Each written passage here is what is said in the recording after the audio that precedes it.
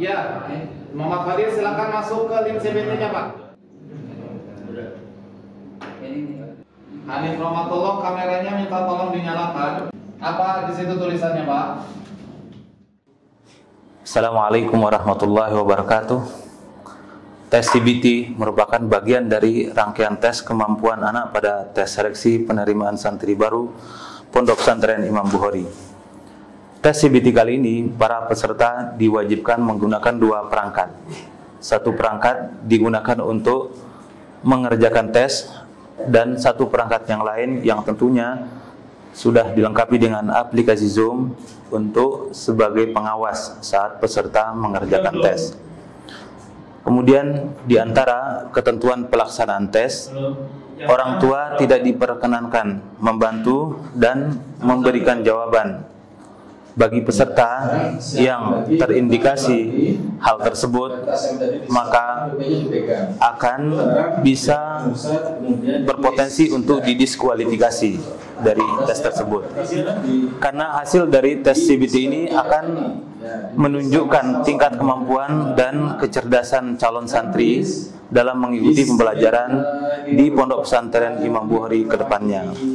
Kami berharap pelaksanaan tes secara online ini tidak mengurangi kualitas dari hasil seleksi baru Pondok Pesantren Imam Bukhari tahun ajaran 2025-2026. Inna lil muttaqina mafaza.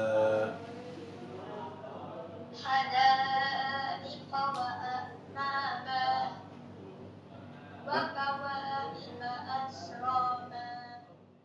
Kita di sana di Jayapura kan di Papua ada. Nanti di sini mondok kamu bukan sekolah. Kami harus benar-benar memastikan bahwa calon santri yang bersangkutan itu punya kemauan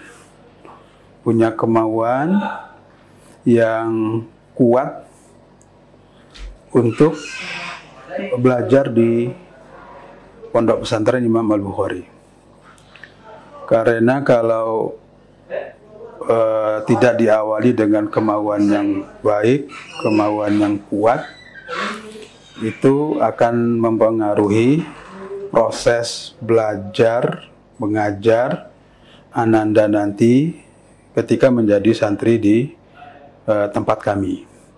Jadi di antara tujuannya yaitu kami ingin menggali terkait dengan kemauan. Kemudian yang berikutnya juga kami harus benar-benar memastikan bahwa calon santri ini mendapat dukungan yang penuh dari orang tua ya. Jadi harus mendapat dukungan yang penuh dari orang tua ketika ananda itu didaftarkan atau nanti menjadi santri Pondok Pesantren Imam Bukhari. Kemudian kami juga harus memastikan, mohon maaf, bahwa calon santri ini adalah calon santri yang sehat lahir maupun batinnya. Jadi kami itu dituntut atau kami harus benar-benar memastikan bahwa anak yang didaftarkan di sini bukan anak yang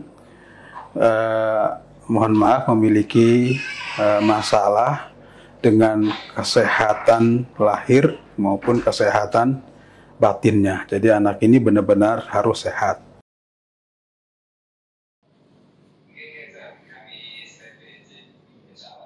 Ini bagian dari yang menjadi catatan ya. Di antaranya Pak terkait dengan informasi tentang Imam Bukhari ini didapat dari mana ya Pak ya? Mungkin dari teman atau dari siapa? Dari ini putri saya ini kami.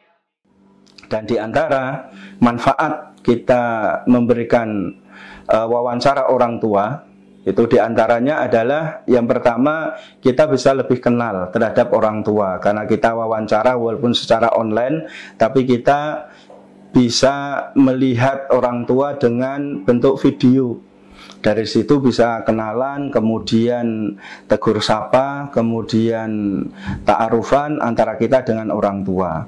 Kemudian yang kedua, kita bisa memberikan sekian pertanyaan kepada para orang tua terkait dengan kesiapan kerjasama mereka ketika menitipkan anak-anak mereka kepada kita dalam masalah pendidikan.